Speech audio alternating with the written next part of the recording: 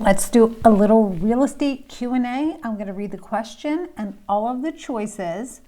I want you to think about it, and then we're going to have a little lesson, and then I'll come back and tell you the answer so I don't spoil it at the beginning. This question is about fair housing because right now it's the tail end of Fair Housing Month.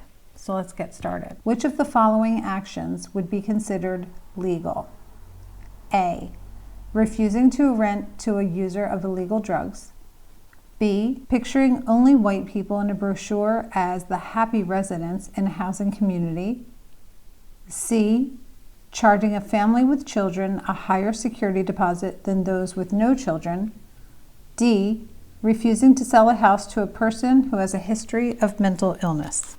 So this question talks about a few protected classes under fair housing. Let's go over them, what they are, and then we'll figure out the answer from there.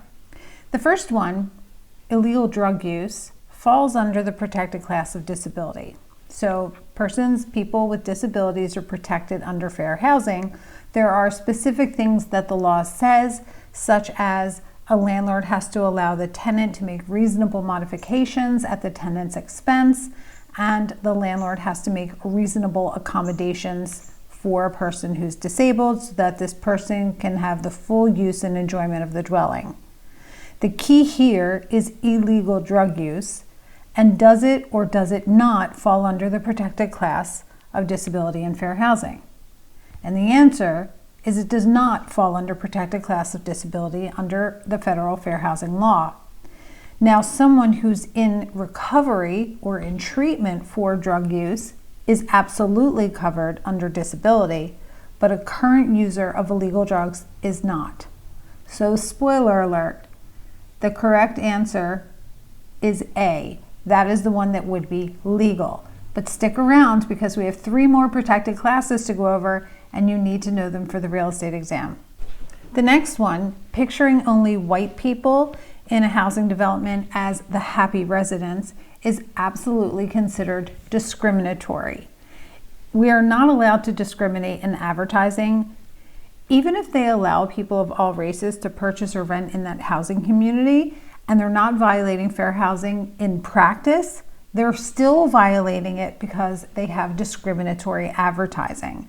So it's important to remember that it's not just who you sell or rent to, but it's also advertising is absolutely covered under fair housing. The next one falls under familial status. Familial status means that families with children under 18 are protected from any kind of discrimination. That doesn't just mean they can't prohibit them from renting or owning in the community. It also means that they can't steer them to a certain building or a certain floor to be near the other children or to be near the playground or anything like that. They also can't charge higher prices, change dates of availability.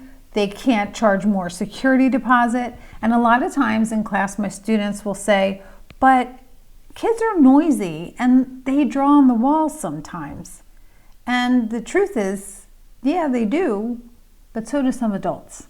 And the law protects families with children. That also covers people who are in the process of adopting or gaining custody or pregnant people. And D says refusing to rent or sell to a person with a history of mental illness. That is absolutely discriminatory under the protected class of disability in the Federal Fair Housing Act. So mental illness is covered. Now, if someone is breaking the rules or is dangerous or violent, that person's behavior needs to change. And at some point, if their behavior doesn't change, the landlord would possibly have grounds to evict them. But it can't be because of their mental illness. That's protected under disability. However, remember, they're still required to follow the rules and behave in a way that is safe for all of the other residents. Fair housing is a serious topic. It's good business, it's good human, and you need to know it to pass the real estate exam. How did you do? Did you get the answer right? If you didn't get it right, don't give yourself a hard time. You're in the right place, you're studying and you're learning. And my favorite saying is we learn the most by effing up. So if you got it wrong, you'll learn and you'll never get it wrong again.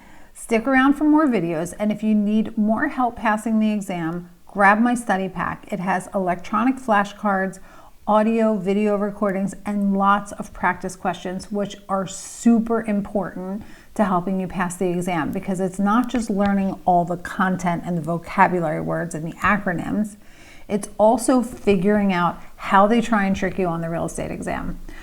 I also packed in there a bunch of strategy tips that can help you overcome 5 of the biggest obstacles that people have when they bomb the real estate exam. I want you to pass it. I know you can. Stick with it. I've got your back. And if you need anything, throw it in the comments and I'll do a video to help you out.